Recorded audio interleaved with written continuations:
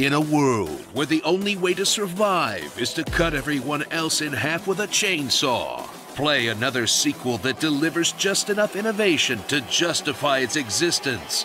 But this time, there's kite surfing? Woo! I don't know what this has to do with saving the world, but I don't care! Gears 5.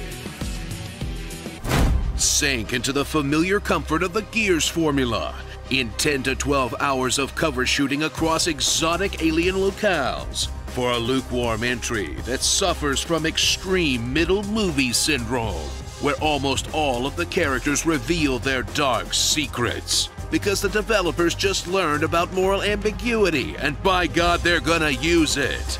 As you learn about all the things you could have guessed at the end of Gears 4, assuming you've been paying attention to the plot of these things at all.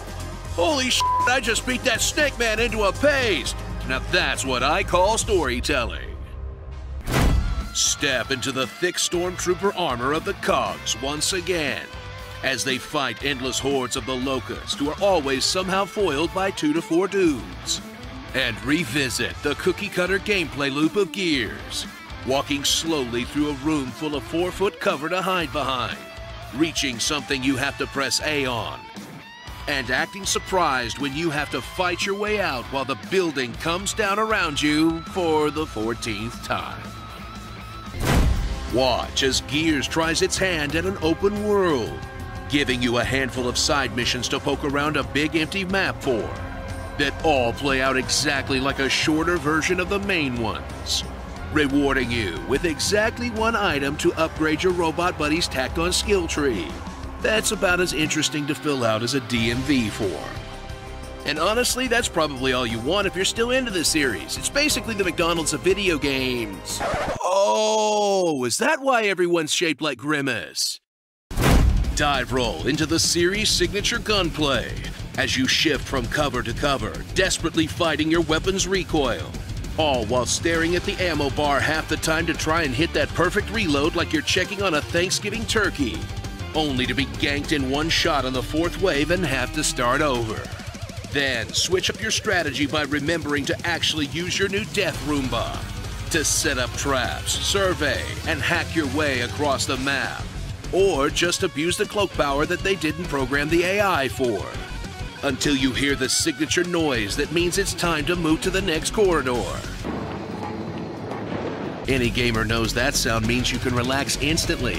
Personally, I have to hear it before I can take a dump. Holy shit. Does anyone else need a nap? Jump into the different multiplayer modes that Gears has to offer. From the normal player versus player offerings, where you'll get repeatedly shotgunned by people with real-life Gears tattoos.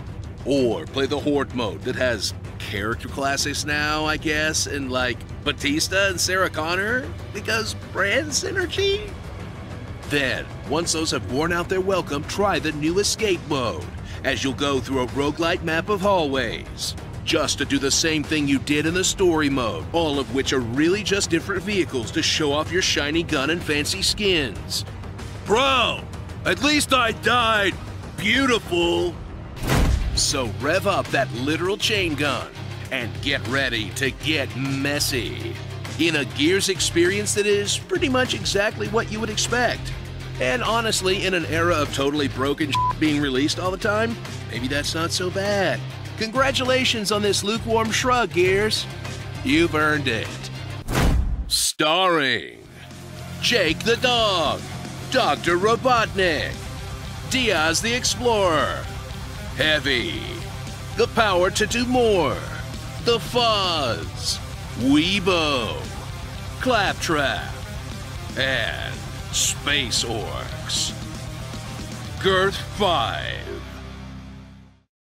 Despite everything, it's still pretty cool when your Robo-Dog gets you your space gun. Bro!